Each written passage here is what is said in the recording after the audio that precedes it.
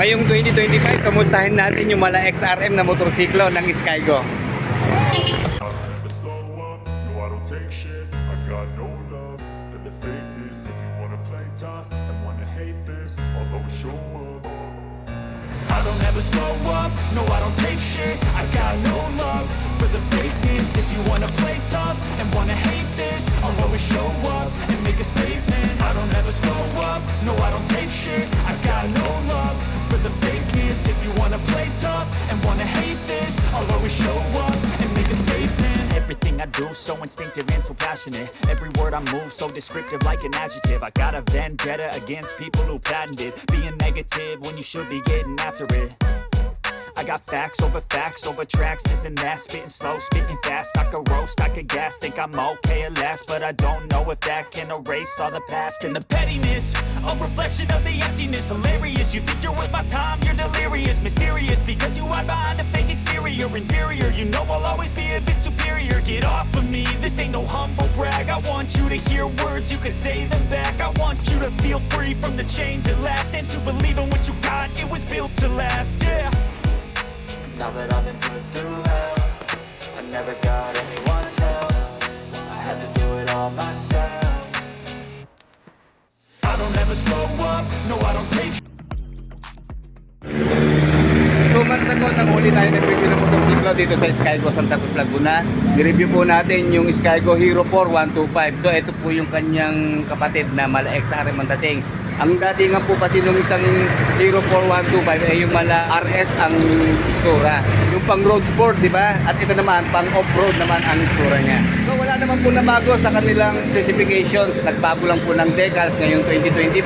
Same engine specifications pa rin naman po. And then sayang, hindi tayo umabot po dun sa Skygo Hero 4 na 125 dahil naubos na po agad, nabenta na. Maganda po yung decals niya ngayong 2025 eh. So dito muna po tayo mag-focus sa Skygo Hero 3 125. Okay, dito po sa Hero 3 125, dalawang kulay lang po ang available. Bali meron siyang black and white. Pero dito po sa white, combine pa rin siya ng black, di ba?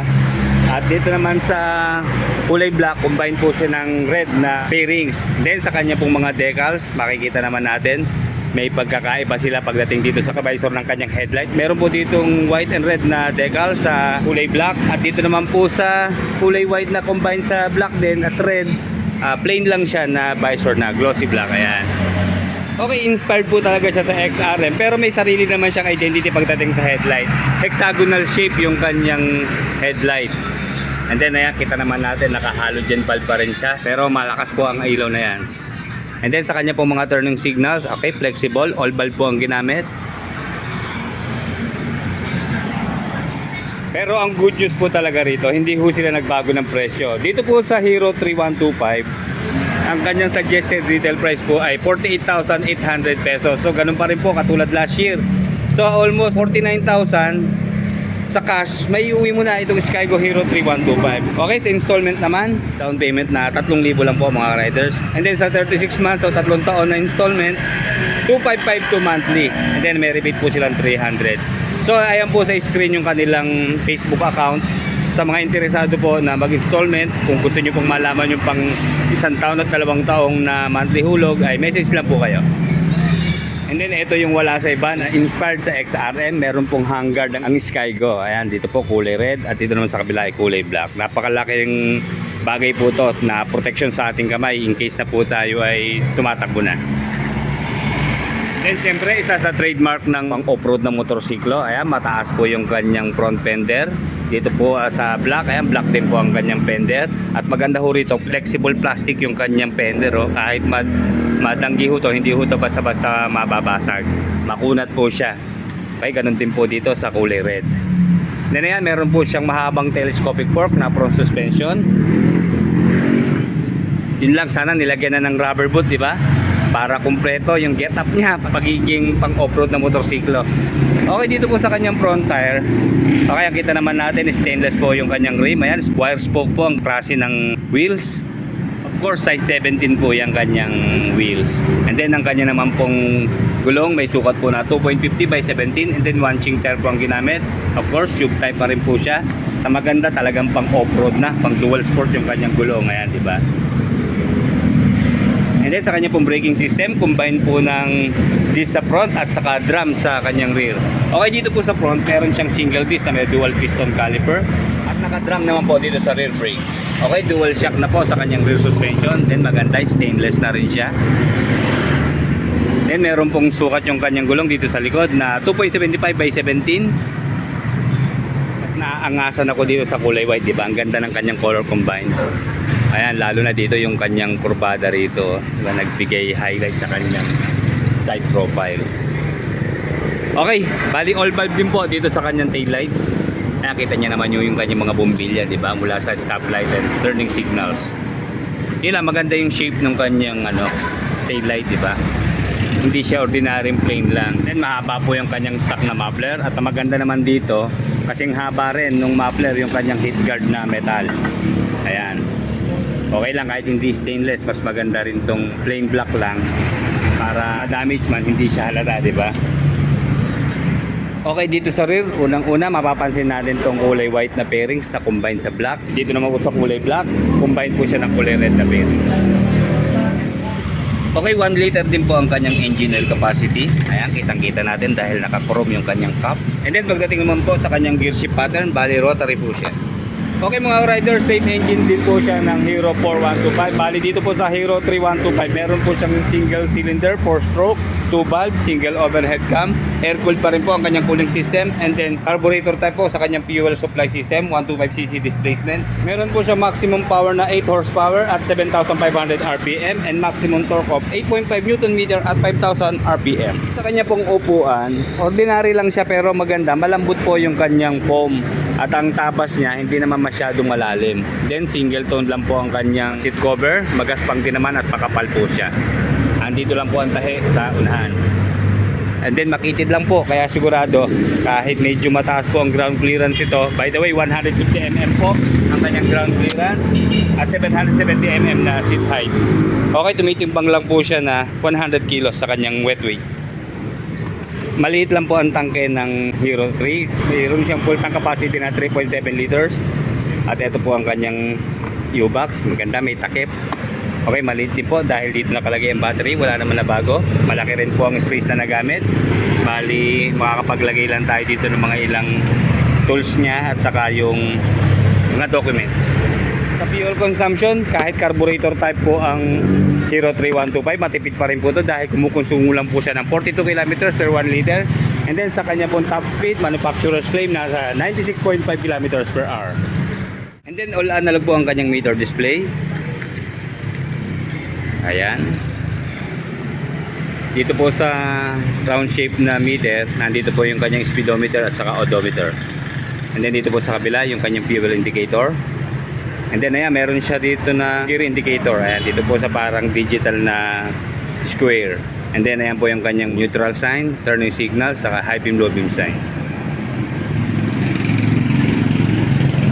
Okay, sa kanya naman pong mga switches and button. Ganun din po, dito po sa kabila, meron po siyang switch po ng park light, headlight, and then switch off.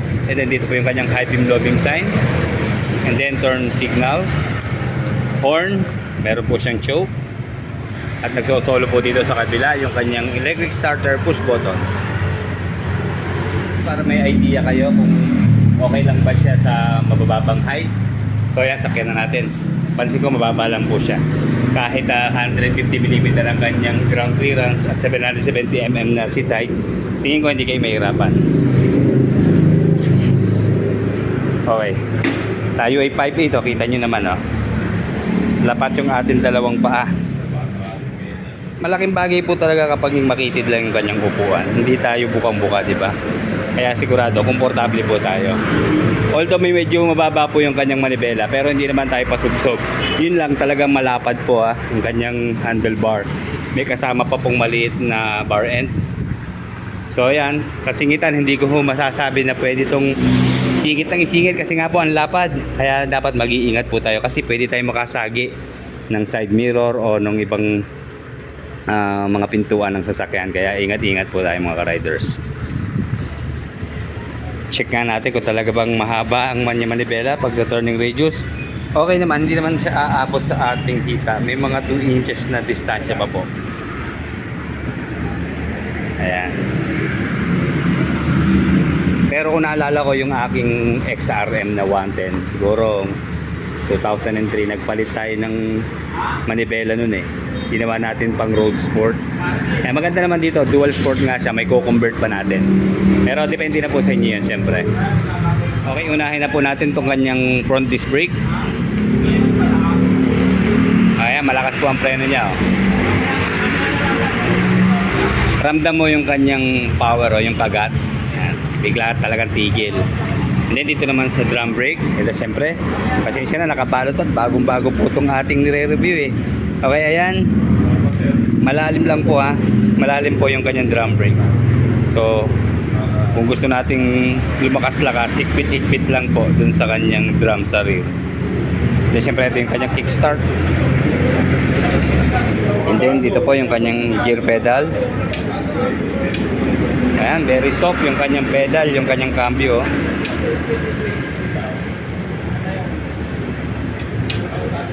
And then ito ang gusto ko talaga sa mga China na motorsiklo. Pagdating sa kanilang rear suspension, ang lambot po talaga. Hindi tayo masasaktan.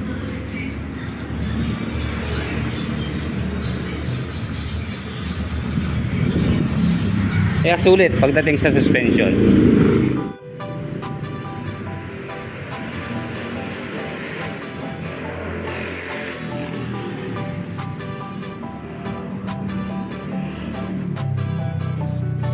Diri sa Skygo, ang motorsiklo kay sigurado, garantisado. Diri sa Skygo, ang motorsiklo kay sigurado, garantisado. Diri sa Skygo, natabay ni nataangay, maglangay ni Rita angay, musakay siguradong makasabay. Skygo ang pilia, patok ini sa masa. Di na mamalakak, tay kompleto na sa pyesa. Affordable kaayo, ang kaabag sa negosyo. Di na maperwisyon, Skygo sulit kaayo. Tipid sa gasolina, di makabuslot sa bulsa. Di pimipahina, Skygo na sulayan na. Diri sa Skygo, ang motorsiklo kay sigurado, garantisado. Diri sa Skygo, ang motorsiklo kay sigurado, garantisado. Usapan imong ihulat kinig. Sa mga interesado po, mga ka-riders, pwede nyo po silang pasyalan dito sa Skygo, Santa Cruz, Laguna. Bali, Corner Villarosa Subdivision, Barangay Calyo, Santa Cruz, Laguna. And then, meron din po silang landline, 049-557-1479. Then, pwede nyo po silang tawagan o i-text sa cellphone number 0917-867-6154. At syempre, sa Facebook po, ayan, bisitahin nyo lang po ang Skygo, Santa Cruz, Laguna. Bukas po sila tuwing Lunes hanggang Sabado, 8 a.m. to 5 p.m. Okay, like, comment, and subscribe sa ating channel. Salamat po. Diri sa Skygo, ang motorsiklo kay sigurado, garantisado. Diri sa Skygo, ang motorsiklo kay sigurado, garantisado. Diri sa Skygo, ang motorsiklo kay sigurado, garantisado. Diri sa Skygo, diri sa Skygo.